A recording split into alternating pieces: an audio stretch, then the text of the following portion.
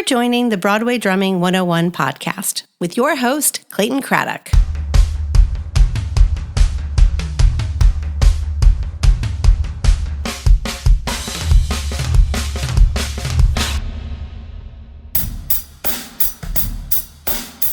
Thank you for listening to the Broadway Drumming 101 podcast. Head over to the Broadway Drumming 101 YouTube page where you'll find unedited conversations that I've had with some of your favorite musicians. On the YouTube page, you're going to find bonus content that I don't feature on my Instagram page or here on the podcast. Don't forget to subscribe and click on that little bell at the top so that you'll be notified when a new video is uploaded. Thank you for listening and stay tuned for more.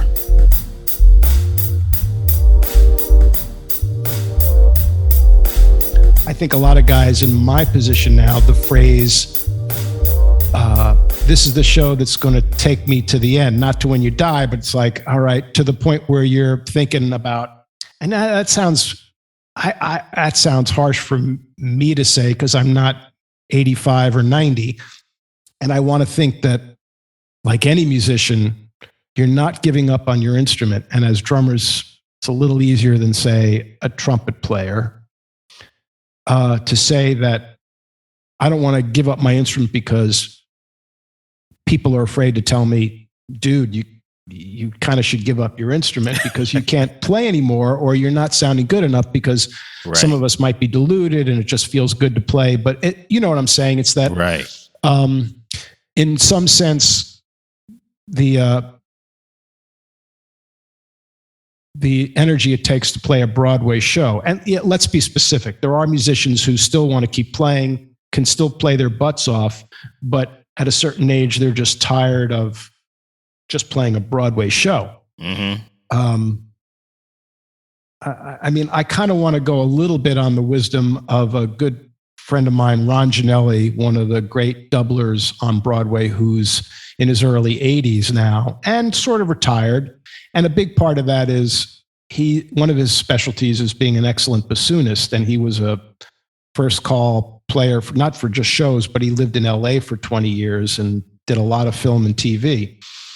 And that's a lot of instruments to schlep around when you're a Broadway player because you got bassoon and whatever other woodwinds you've got. And he was a very busy guy, but we did a couple of shows together and would drive together if we were taking trips upstate because we both have places up there. And he said, I'm doing this now. And he was in his 70s because I love the hang. I just want to be around musicians. And he stuck it out. And for various reasons, he's sort of given it up. And the sad thing is, and we don't know what the future will bring, but the sad thing is that you might be ready to give up Broadway for all reasonable excuses. It's time to because after a while, you don't want to just barely be making 50% because you just barely want the gig. So you think, all right, for good reason, this is my last show. And financially, going back to what I was trying to say before, you think, all right, maybe the show will carry me for a little while. But if you do give up Broadway and you're still a good player who can contribute, you just have to hope that you find that outlet and that you're able to do it not once a year. After Ragtime, you did Follies, or you were the rehearsal drummer for that show? No, I did the revival of Follies, which, on your list of things that you wanted to cover, really hard to pick a favorite show that I played because they're all so different. Just like picking your favorite drummer, I was going to say it's all in the context of the bands they were playing in because I would never go by like a YouTube video of some drummer playing by themselves that blew me away. So in the context of favorite shows, I would say that Follies was particularly special. First of all, hearing that music with the 28-piece orchestra. And I've been incredibly lucky in that 3 Broadway shows I did, all with Jim Moore, had 28 pieces in it, which is huge, literally and figuratively, for the biz of Broadway. And Follies, we were all in the pit. It was all acoustic. And Needless to say, it was kind of tight, which was kind of cool because I had Ray Kilday, one of the most solid bass players you could ever work with, just to the left of my hi-hat, and Greg Utzik, one of the most solid, great guitarists you could have, literally in front of my drums. There wasn't tons of baffling, I don't believe. And to lock in with those guys, especially with certain tunes, and to hear that music acoustically was particularly special. The show starts out actually with a very impressionistic sounding piece before you play what's technically the overture, where I don't play. And it's 3 or 4 minutes long, and it's beautiful. I would sit there for 3 minutes, listen to the orchestra play that, and then bam, do this show busy 2-beat overture. And it was, that was a special show. But there are a few, though, that for different reasons, tough for like a favorite show, but Follies was special. How long did that run? That was meant to be a limited run. We started in the fall, and they extended us a couple of weeks into January. It just had a great cast, and as with many Sondheim shows, it's particularly special for the fans of musical theater and of Sondheim in particular to not only see a production, but to see it full on like that. And we got to record that. And yes, I've been on a bunch of cast recordings, many of which are still not the one and only. They were revivals, but it was still a pleasure to put that down. Did you get a chance posterity. Did you get a chance to meet Stephen Sondheim? I met him a few times, not enough to make any kind of super connection, but the most meaningful experience with Sondheim was I got to do this Sondheim Festival at the Kennedy Center in 2002, which was like summer stock at the highest level. I say that in all modesty. It was all DC musicians except for myself and a different conductor for each of the 6 shows they did in repertory. And I did the 2 shows out of the 6 that had drum set. And Sondheim was there for every show, as you've probably read or heard, and I know many people have when they've been reading obituaries and tributes, that he was very involved in as many of his productions as he could be. And he was there. I did company with the original orchestrations and with Jonathan Tunick conducting it, which was kind of wild, that, playing the show with a great cast, and the orchestrator is there conducting us, and Sondheim was there for the rehearsals. And then I did Merrily We Roll Along with Eric Stern conducting, which I've told people the funny story. Eric, who self-professed tightly wound guy, but brilliant conductor. Sondheim would, during tech rehearsals, was sitting in the front row of the theater right behind Eric, standing on the podium in the pit, a relatively shallow pit. And at one point, they were sort of figuring out how to do something musically that matched something on stage, and they couldn't figure out what to do. And Sondheim said, well, I think you should do it this way. And Eric, he turned around and he said, no, I think we're going to do it my way. So let's just try it that way. And everybody just like, shut the fuck up. Like, what? He just turned around and nothing was said. And you knew, because if you know Eric, he's a great guy, but he's so, how do I put this? So, opinionated is not the right word. He's just so aesthetically tuned into what he does. He couldn't help himself. And you knew by the expression on his face that as soon as he said that, inside his head basically exploded. And the next day I saw him in front of the Kennedy Center and I said, Erica, how's it going? And he went, oh my God, I called Steve last night and everything is fine. But, and Sondheim was a lot of different things. He could be hard, but of course it's his works, and he wanted to make sure they were represented well. And he was very, very specific about what he wanted. I'm saying this because Though I only met him a couple of times, like you had asked, I did see him in action a bunch, which was a privilege. And, but he also was a very giving guy and a softie, even though when you hear him interviewed, he seems very intellectual, which he also was, and very here, I will say this about him also. Of all the artists I've seen interviewed to talk about their art and explain it, and, the other extreme is Miles, who might say, rightfully so in some ways, if you can't hear it, I'm not going to explain it to you. However, Sondheim could explain things in really interesting, illustrative ways that makes you understand his head and how he composed and ways in general. He's a great person to listen to talk about art, whether you're specifically into his music or just the creative process. Cinderella. Another thing written for TV by Rodgers and Hammerstein that was never live.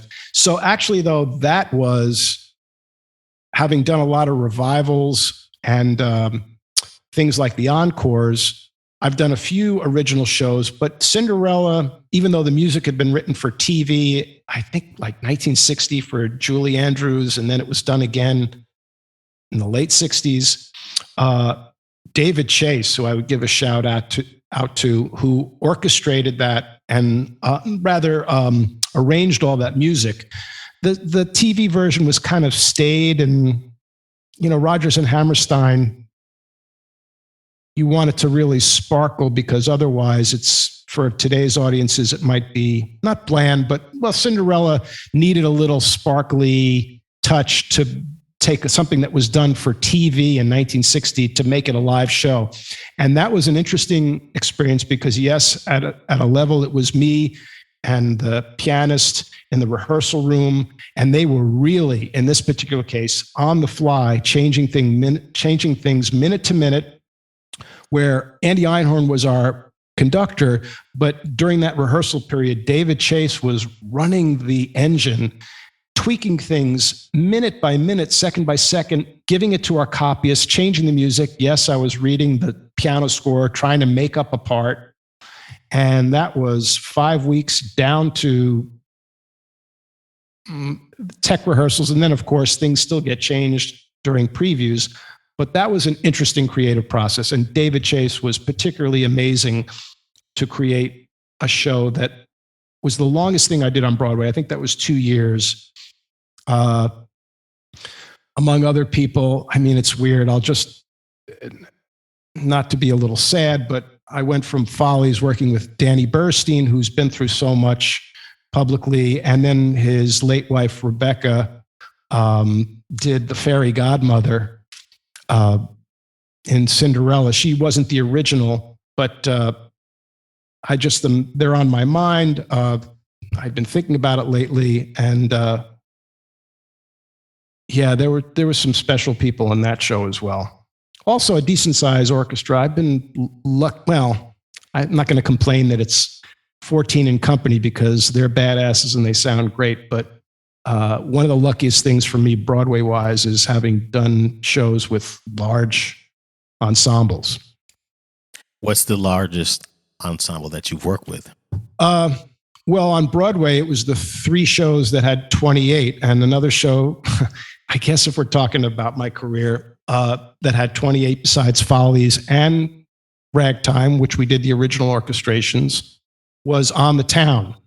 And in some ways, that was the greatest show that I did because I did get to do West Side Story in Europe. And to answer your other question that you had on the list, the hardest show in that you wanted to play that, it was a hard show and you wanted to play every note right because that score demanded it. You wanted to play West Side Story. So On the Town, I had only known a few of the songs. It wasn't as complex as West Side Story, but Bernstein's music is so freaking amazing. And it means the orchestrations are also amazing. And here's a guy at the time was 24 or 25 when he wrote it. It was a great cast. It was a great production. And importantly, the producers recognized the thrill of having that large of an orchestra, and they used it as a big part of the promotion. Back to talking about what it sounds like when you're in the audience. When I sat in the audience for that show, because I wanted to see it, not always, but when it was, there's a lot of incredible dance in that show. When it was dance and it was ballet and it was meant to sound like a great classical concert because so much of that music has been done by major orchestras, and you hear that dance suite. It's funny, the sound guys not only cranked up the band a little bit, but they added reverb, because I think in their mind, it's like, oh, if you're hearing a symphony on stage, we want all that extra ambient sound. Whereas when we were playing more of the show busy parts of On the Town, I think they took off some of the reverb, maybe also because if they're singing, they don't want that extra wash. But On the Town was, man, that was a thrill. And that recording we did, there is a recording of On the Town pieced together by some people involved with the original that Bernstein conducted. But this was a comprehensive recording that came out really good. And we did that in Manhattan Center. Have you ever recorded there? That's where they record orchestras and movie scores. And I'd never been in a huge hall like that. I'd only been in the studios in Midtown. And I think as far as by a little bit of the cast recordings that I'm on, I'm pretty proud of that. It came out great. Is that one cast recording that you find to be your favorite? I might say the one that I would enjoy listening to, which I would guess that it's come up in some of your conversations, that all pit musicians like to famously say, I got my copy of the CD and it's still in the wrapper. And as much as I don't listen to Broadway music that much, I'm thinking, I'll be honest, if this is the legacy I'm leaving artistically, I want to listen to it once in a while, even if it depresses me, because we're all so critical of our own playing. And I think, well, I'm the dude that messed up this recording, more than anybody, because this was less than perfect. But having said that, I have On the Town on my iPhone and I'll listen to it. And certainly, like every other Broadway recording I'm on, it ain't about the drums in any way. It's just, you know what I'm saying? I mean, the jazz recordings, as much as they'll never be enough, I don't have enough of me on that.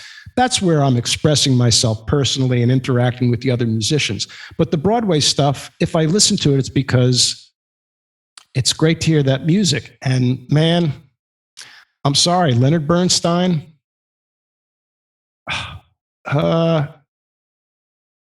I might love other Broadway composers. I love Jules Stein. Of modern composers, Ragtime is really dramatic. A lot of things I like, but for the whole package, Leonard Bernstein with just the few shows. Well, I don't even know the other ones. Just West Side and On the Town, but there's something satisfying about that music on the most levels, if that makes sense. Tell me about Dames at Sea. Oh man. Sadly,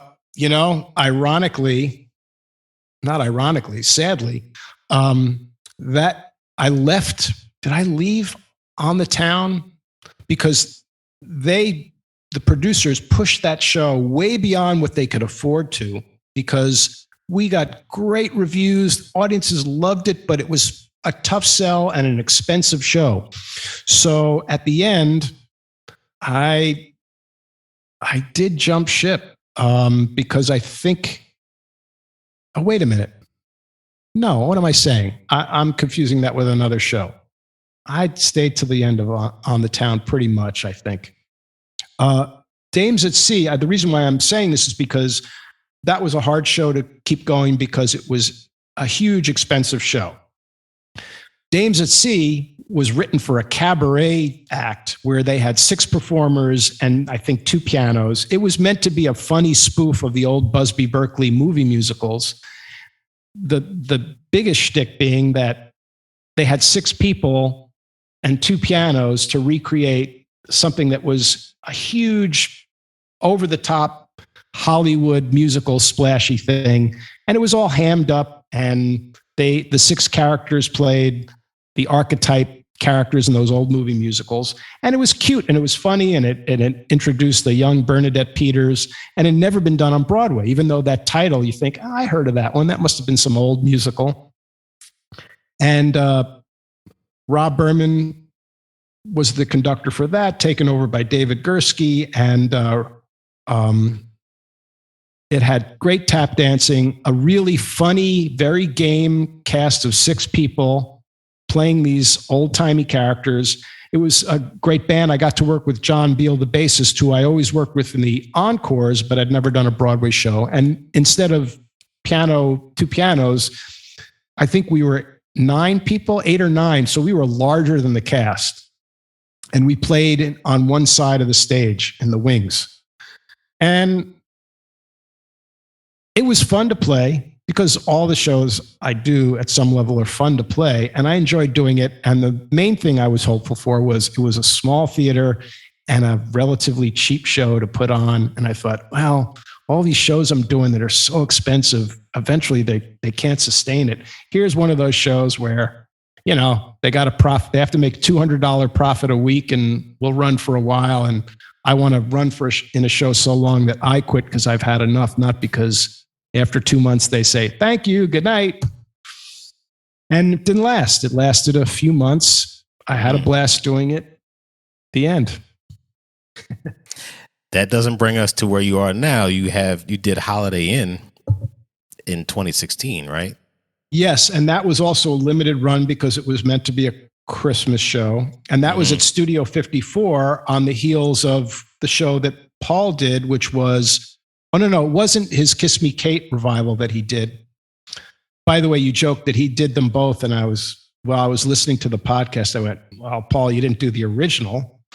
That was in the 50s or something. But they had just done a musical there. It's so funny to do a musical in Studio 54. Gee, I've never been in there. I really want to see it. Well, here's the thing, man. It's a theater. It looks like a lot of other theaters. I guess if there is a pit, it's been boarded up. But as you've heard, unless the band is on stage, what they've famously done there is they put the band in the balconies on the little side box seat areas.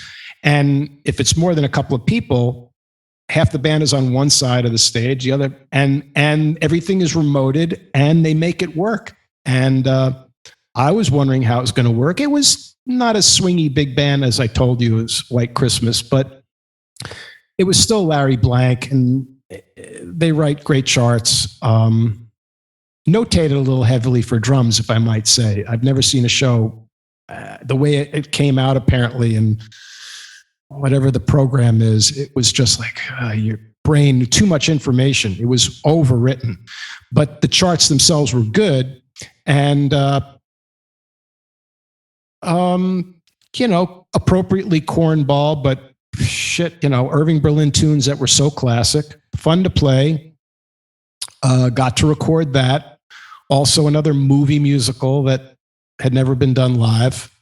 And, I think there's a theme here, I know. And I'm not even realizing it as much until I say it out loud.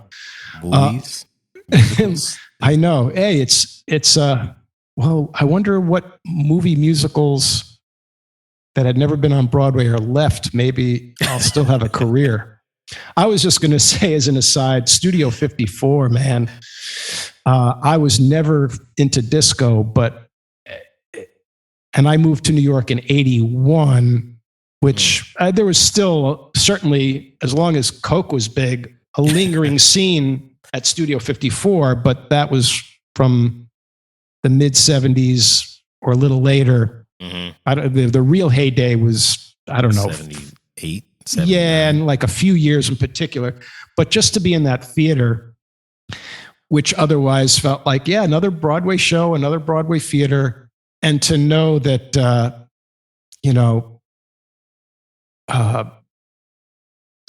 somebody was sniffing coke off of Cher's Tushy or something. I can't believe I said that. That's going to go out to the public, but that's not hyperbolic. I'm not to say that literally happened, but all the crazy stuff that happened there and the debauchery, and it's incredible. So, like a lot of things historical in New York, your imagination might run wild when you're backstage at a place like Studio 54.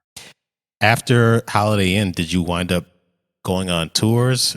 Did you have other shows after that? Well, the truth is, after Holiday Inn, a couple of life changes personally, which is not interesting, but it was a lot of things happened right around then that just made things a little tough, only in this, or mainly in the sense that we all can't sustain. I mean, I was lucky for about 7, 8 years in a row. And I will say, as much as any musician is lucky to have a show run 1,000,000 years, I think we all fantasized about, oh, I want to be the guy that does a show for 3 months or 6 months. And then a contractor calls me to move to another show. And I have a few months off in between to play other stuff. And you have that fantasy variety where you are working all the time, but not on Broadway all the time. And you do different shows. That's something we have no freaking control over. But I had a little bit of that for 7 or 8 years, which made me feel really lucky. And then it was a little slow. It was rough. And when it's a little slow in the freelance world, it can be particularly tough because it's not like you have a huge savings from the steady job you had for 20 years before that. It's up and down. So it was tough. I didn't work that much. I had the Encores. I was probably finishing the last couple of the 11 years I think I did of the Kennedy Center Honors, which was a whole other exciting gig but I only did once a year, but amazing. But it was slow. And nothing seemed to be coming my way for, not that I expected to get my own show, but I also didn't sub very much. That's something I might have a calm demeanor on the outside, but I have a hard time with the stress of going into sub on a show. So I waited, and then I realized, touring is fun. I'm not sure I want to do it again, but if something comes up and it's the right thing, and long story not so short, I found out Hello Dolly was going out. Then I found out Bob Billig was conducting, who I had a great experience with years before that at the Kennedy Center. And it was like, done, I'm going to do it. And coincidentally with what you were saying talking about with Paul Pizzuti the other day, I went and watched Buddy Williams play that show. And we were all probably interested, curious, and amused to think, here's this icon of R&B in the 70s and 80s. And we knew he had a history with Bette Midler and that he had done Motown, right? You subbed for him on that. I did not know Buddy personally. And knew how that whole story had played out, which is great if you have a TMZ gossip show to do eventually about, the seamy side of Broadway musicians. But Buddy was doing the show. I watched him play it, exactly what Paul said. Super, super simple, almost more simply than I would have.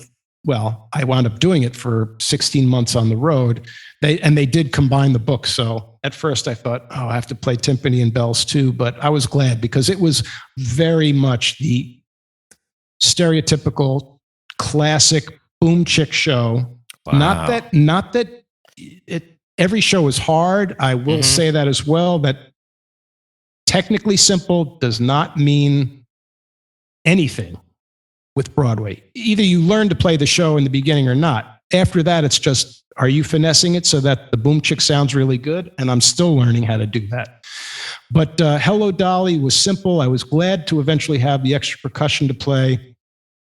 Buddy was fun to watch because, yes, man, I know he's an R&B player, so that bass drum anchor was metronomic and so solid, and that's probably why Paul, who's probably more vaguely in the same category of a drummer who comes from a similar background to me, as opposed to Buddy, who, that 1 and 3 on the bass drum, you know what I'm saying? And that anchor, not the anxious sound of Broadway, where everything seems to have this edge to it, which is appropriate for Broadway, even though drummers, we want to be metronomic. But, it's not going to get much better than Buddy. And I'm sure, that sounds like the world you come from as well. So if we're categorizing drummers, a fun distinction is to hear him play something like Hello Dolly and appreciate what it is that's so amazing about him. That might not have been the first thing you thought of when you think of a choice for Hello Dolly. Yet Bette Midler, that was her comfort zone. She wanted to know that Buddy was in that chair. Right. Buddy was hysterical. When I said, "Oh, yes, he had one red LP woodblock," and I said something like, "Wow, like the percussionist has everything else, and you just have the one woodblock. I'm surprised, they didn't give you a few more toys or whatever." And he just turned to me without, blinking an eye and said, "Man, I don't do that shit." It's like any extra toys and show busy stuff. He's just, not that he couldn't do it, but right. He, and it was cool. And he said it in his deep baritone voice too. Oh yeah. And he was, grateful to have the gig and all of that. I remember him always saying, "Man, this is your world, man." Because when I subbed for him at the Color Purple and at Motown, I was like, "Man, this is your world, your people." Because he said he doesn't do that much Broadway. I guess maybe when I interview him, I'll ask him. Yeah. Well, did he do anything before Motown on Broadway? I don't think he did. He might have, but I'm not sure. I'll find out. But yeah, he But look, it's his world now. It is. And hey, I don't know. It's a combination of the personality of the person. Like if you got him to say, "Hey, sum up your experience on Hello Dolly." Well, it's complicated. That show had its complications, but it's always interesting. Here's another thing of the many facets you're going to find out as you talk to drummers coming from different places. Their actual experiences and what actually happened to them matching their attitude about what they say. I mean, Buddy might say, I wasn't necessarily looking forward to Hello Dolly, but I'm glad I did it. I had a great experience. Or it's whoever he is, he might say, "Oh God, that was just so not my world." I shouldn't speak for him, but you know what I'm saying? It might have been cringeworthy for him in some ways, although I think we can be sure that if you're playing with other great musicians, it's never cringeworthy. The music might be the furthest thing from what you're into, but that's what I'm not dissing the music that I am playing, certainly not now or ever on Broadway, but it's always more about the great players you get to play with and me looking around going, what am I doing here? It's not that I come from the generation, I'm older, where playing Broadway was my dream. But when I did go to Broadway shows, it was a huge deal. And it's a certain level of professionalism. And yeah, I got the history of guys. Yeah. And gals. I say that a lot when I'm doing a show. Really. I'm playing and I'm listening in my cans to Keith Robinson and Larry Saltzman playing guitar, and we're playing Just My Imagination. You got Keith picking the part, and then Larry playing these beautiful chords, and I'm just playing, and they're just grooving. And you got George Farmer on bass. I'm like, I can't believe I'm doing this. And I know. I said that to myself when I was at Memphis the Musical. I was like, I can't believe I'm doing this. I'm getting paid at the time a lot of money. I was has that changed? Well, yeah. I was single. I'm like, man, this is the greatest thing ever. And then now I'm doing this podcast, and I gotta say, I can't believe I'm able to talk to Bill Lanham and Sean McDaniel and Paul Bazzuti and Gary Seligson and Shannon Ford. I mean, the list it's growing and growing. I was like, these are my colleagues. These people are my colleagues. I can't believe I'm talking. Yeah. And I can call Buddy Williams and say, you want to be a part? He's like, yeah. I can't believe I'm doing this, which is partly because I worked all this time in New York, busting my butt and dragging drums around, playing CB's Gallery and playing, all these small clubs and working my ass off to get to this point. I'm very grateful, but I'm like, I can't believe I do this. And it's a wonderful experience. And I don't take this for granted. Yeah, really important to feel that way, to express that, to remind yourself, because we're all going to feel down for whatever reason about stuff. And that's certainly one of the things that keeps me going. And yeah, give yourself also the kudos that, when Keith and Larry are playing guitar, and I got to work with Larry on the Kennedy Center honors. And yeah, he's a badass. That when he hears your backbeat, he's also pretty damn happy that you're there every night as well. So we don't want to take that for granted, and it's not a forced thing where we're just saying that to ourselves that we don't believe it. I do believe it, and I am humbled by it. And I even still wrestle with the not deserving of doing it, because if I look back and I go, all right, I did these things. If I do listen to stuff, sometimes I dig this, man. It's not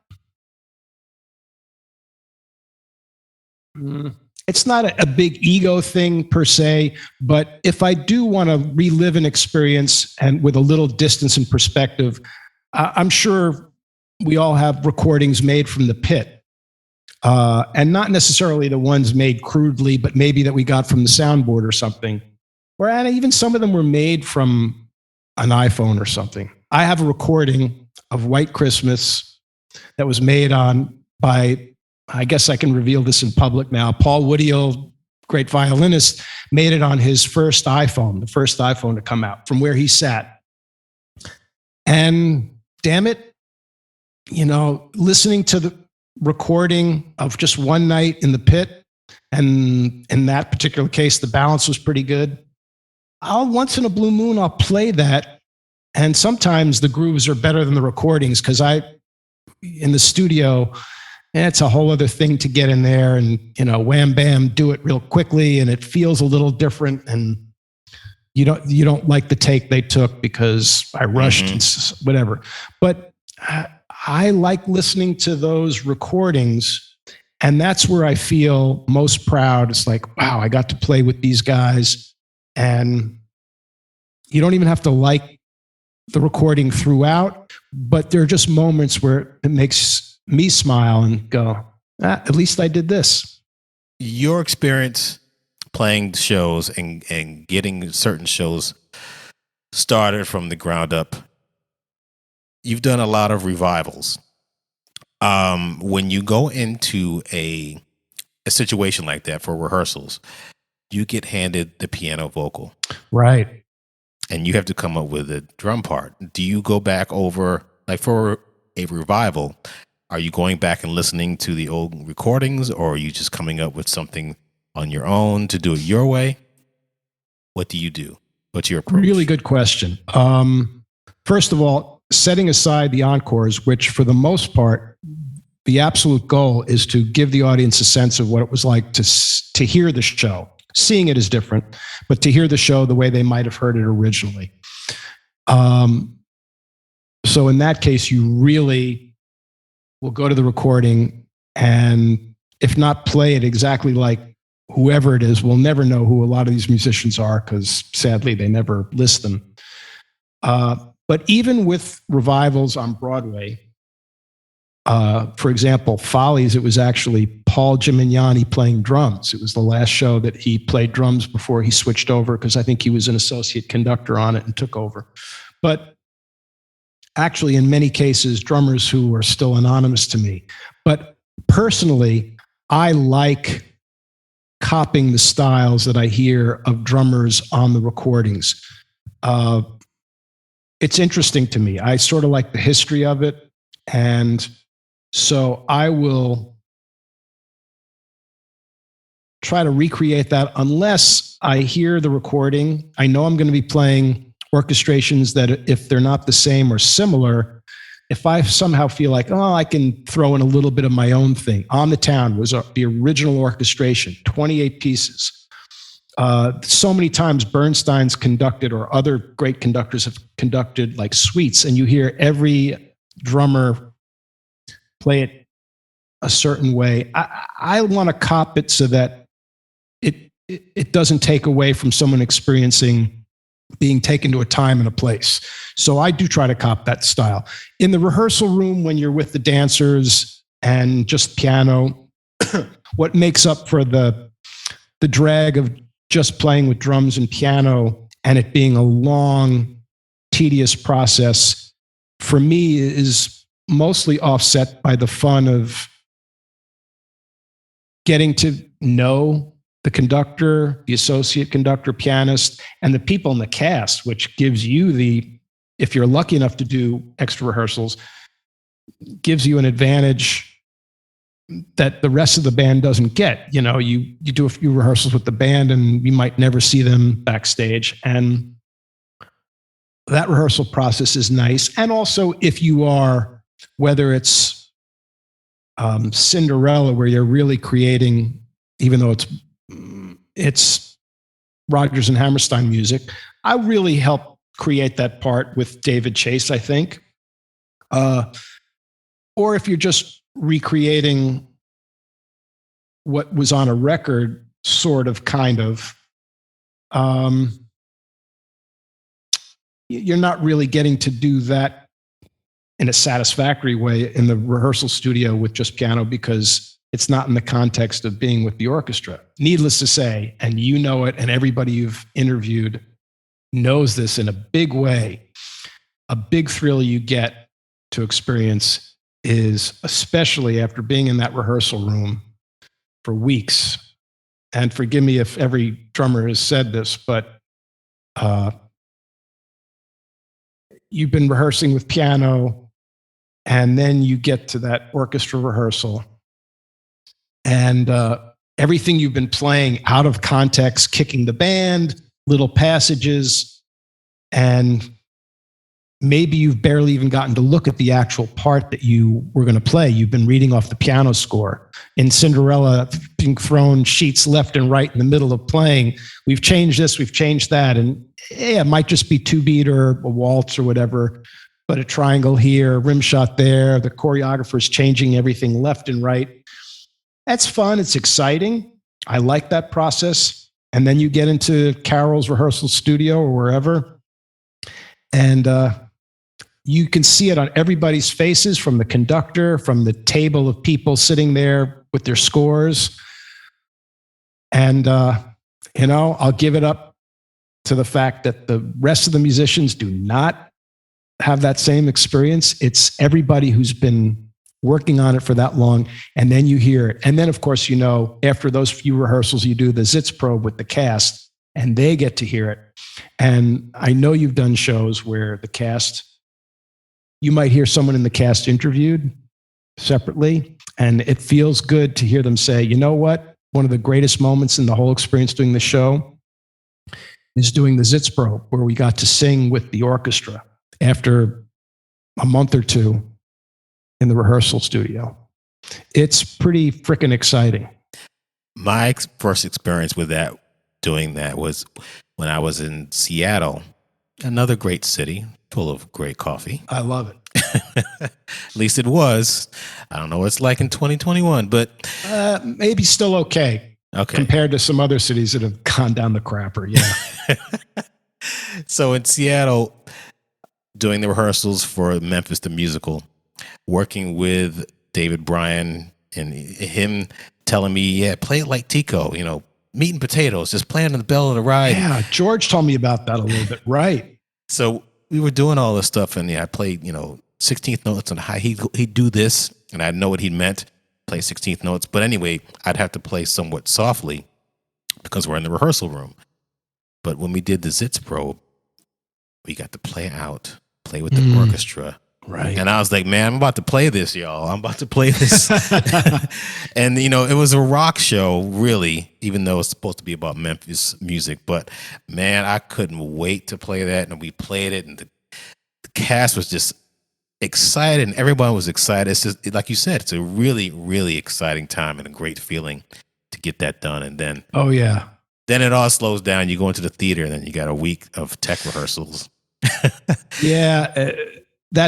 Look, it is what it is, but you're right. That's exactly why that one experience, you're never going to have that again in the experience of doing that show, is that build up. And when the orchestra rehearses and it comes together, and then, yeah, even when you go into the theater for the first time and you're still able to play out.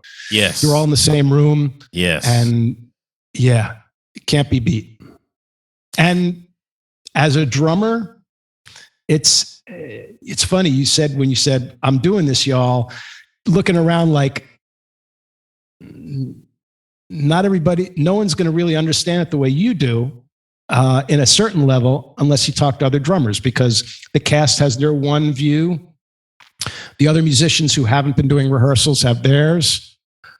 Maybe just you, the conductor, and the associate conductor. And it's a special feeling. What do you think drummers should always do playing Broadway shows?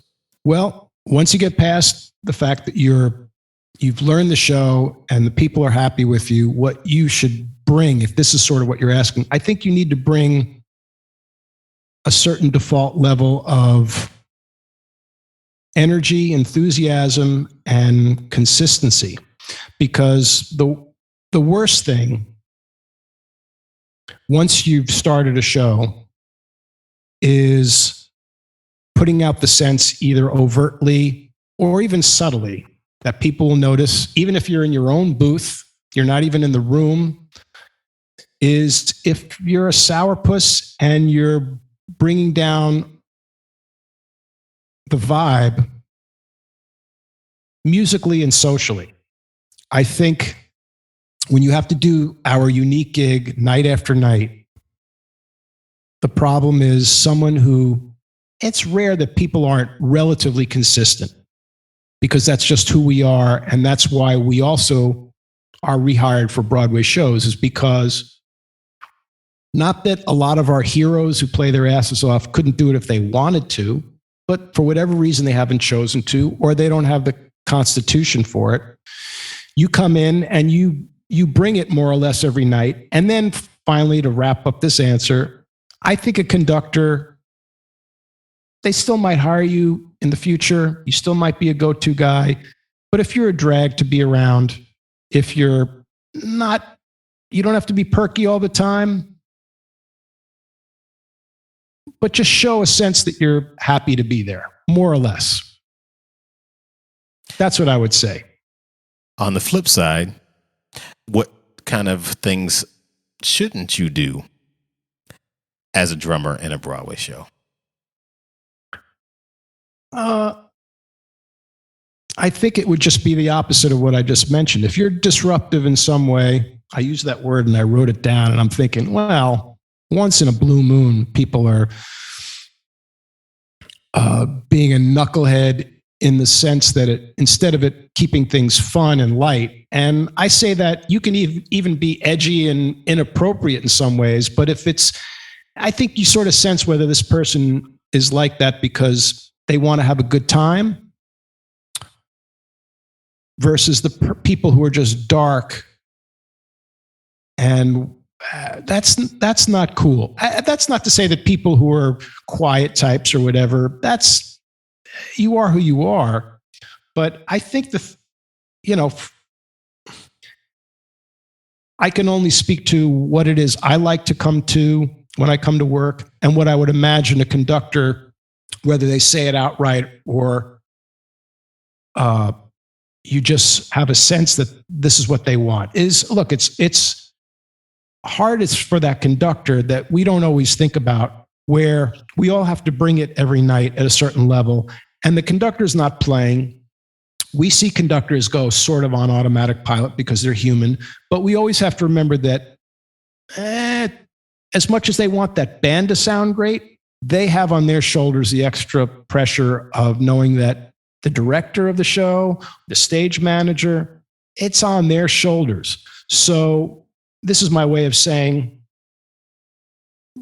don't make them, just as we want to have a great relationship with that conductor, because night after night, it's all about that relationship, you and the conductor. If you go out on the road and you don't get along with the conductor, that's frickin' torture. That's why have some sort of level of relationship so that the conductor is happy to see you. And again, it doesn't mean that you have to be chipper. But this is an intense thing we do, in that sense that we have to do something that's very mechanical, exactly the same thing every night, but it's in the arts. It's a very weird, unique thing. And it sounds corny, but bring some level of joy or positivity that maybe gets people off the hook who are not ebullient. Is that the right word? Mm-hmm. Who are just like chill and whatever. That's fine, but don't bring the vibe down, because it's hard to come in night after night and do that. If the band is able to keep up a certain level of quality, if it's cool with the conductor and the pit, and they're much probably less rowdy for a long time because of how competitive Broadway has become, as opposed to the days when it wasn't as serious, the drinking in between shows and sometimes in between acts. Oh man. That's a whole other thing. That's the whole podcast, as we often say when we're doing a podcast. That's a whole other podcast. Exactly. But if there are cut-ups and consistent cut-ups, those are things that keeps it going so that people are happy. And you sort of know the difference. If people are doing that because it keeps things light when you're in year 20 of The Lion King, right. And that's a whole other podcast too, because famously they haven't been so happy over the years. Right. But if people are doing wacky things because in a positive way, hopefully the indication is that's good and it works. Going back to one of your interests, there's always a list. Is Citizen Kane number one on your list of greatest movies of all time? Oh man, you know what? Let me ask you this as the host of a podcast. It's good to ask who your favorites, I think, or what's the greatest, knowing full well that many times someone's going to say, I don't have one. There's no such thing. Because a good question shouldn't have an obvious answer. It's just illuminating because of how the person answers it. And I will say that I couldn't tell you who my favorite 5 drummers are, even, because I know that was one of your questions, or favorite movies versus the greatest movies. Citizen Kane, without a doubt. I watched it many times in college. I did a paper on the music, is one of the greatest movies. But making a list is tough. I haven't seen it in a long time, and I suspect if I watched it now, I would still appreciate it in all its glory. And funny that Orson Welles, a true genius, just as the quintessential dude who at a certain point, he fought Hollywood, he couldn't keep it together, did a lot of silly things, and the second half of his life, like a lot of classic artists was so not in sync with the genius promise that he had as a young guy. And how old was he when he did Citizen Kane? In his 20s, right? He might have still been in his 20s. I mean, the War of the Worlds radio thing he did with his acting troupe was before that.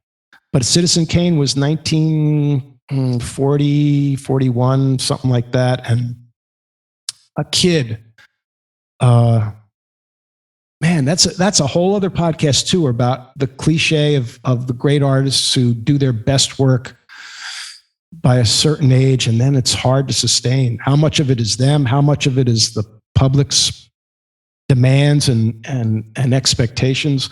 But anyway, I'm digressing again. You wanted to talk a little bit about my love of movies and stuff, and yeah, I could talk about that. Citizen Kane is great.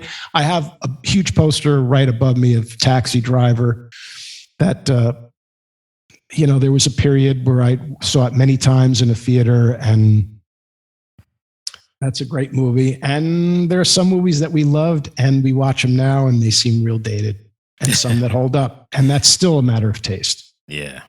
Well, I tell you what, we've already formed the corporation and we've already trademarked it. And we're already in production, so don't even think about this idea. But me and Rich are going to be doing Taxi Driver, the musical. Oh, my God. Oh, and of course, there is going to be a tune called You Talking to Me. That's right. It's going to have the typical Broadway thing. You talking to me? Bring. Oh, you talking to me? Bring.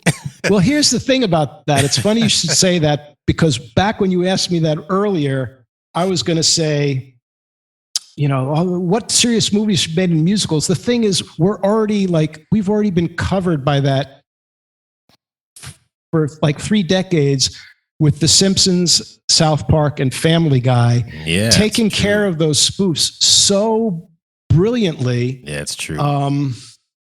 And everybody who does those, they could be mocking Broadway in the funniest ways. And even things like Waiting for Guffman that, Christopher Guest did. Everybody who does those and are the best at them are the ones who also, they don't have scorn or disdain for Broadway. They love it. They get it. They can embrace the corniness, and they can still skewer it. And it's hard. Once I saw, was it The Simpsons that did a musical of The Hunchback of Notre Dame, and it seemed hysterical? And then, of course, they did one. In all seriousness. Well, you think about a show like Book of Mormon and how irreverent it is, and people love it. Man, I got to tell you, I saw it, and I was like, okay, how bad could this be? And by the middle of the second act, I was like, oh, my God, I can't believe they did that. Yeah. So, look. They did it, but they did it very well. And the music's great. The story is funny. There's a way to, like you said, you can be creative. There's a way to do just about anything. Yeah. However opinionated we all are. And there are so many times I think, oh my God, a musical about this and this and this. It's so wrong. I'm super opinionated about so much of that stuff, but I got to keep going back to that bottom line of, when it comes to art. And, look, Paul Pizzuti yesterday was talking, and I know I've talked to Paul about this many times. His attitude about avant-garde jazz is very much like, it's noise and I can't get into it, whatever. Really dismissive of it, the way a lot of people are. And it's always a matter of taste. I can't get into hip hop, but I never want to lose the fact that when I start saying it's not art or it's not music, I'll slap myself, because it's not that we judge it by how popular and successful it's become. It's just at a certain point, you have to recognize that once we start trying to define what art is, it's the end of what art is. Because it has to be no holes barred, anything goes. And it's not so much that it's up to the public to decide. It's just, art is really, you're expressing yourself and communicating to somebody else in something beyond everyday. Oh God! Now I'm trying to define art, and I'll step on myself because I haven't thought about this. You know what I'm saying? Although I think is that it has to be totally open. And I've been to a Sun Ra concert. I was so into it, and it was amazing. And I'm not going to look back and say, what was I thinking? I loved it. Do I say that you have to be able to play bebop in order to make free music sound better or more coherent? Do you have to have that history? Did Jackson Pollock have to also be able to paint, realistic stuff to give him credibility? You might think so, but as far as saying it's not art, I would say,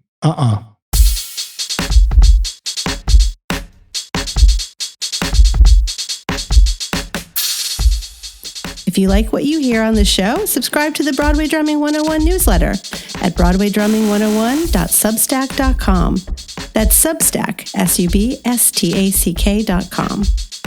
The Broadway Drumming 101 newsletter is your one-stop shop for everything you'll need to know about playing drums for Broadway musicals.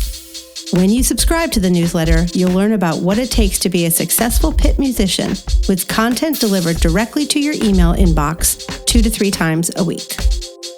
For $5 a month or $50 a year, you'll have a backstage pass to the world of a Broadway drummer playing on a hit show. As a paying subscriber, you'll receive behind-the-scenes access to the life of a musician who makes a living on Broadway. You'll also be able to read every post, not just those occasional free ones. You'll get access to all newsletter issues in the archives and have an ability to participate in subscriber-only comments and events. If you become a founding member for a gift of only $75, you'll receive discounted private drum lessons and a 25% discount on future promotional products. If you'd like to make a direct contribution to the production of this show, you can reach us at Venmo at Clayton-Craddock, Cash App at Syncopated, that's CINCOPATED, or PayPal at Clayton Craddock. Any amount of support will be appreciated. Thank you for listening.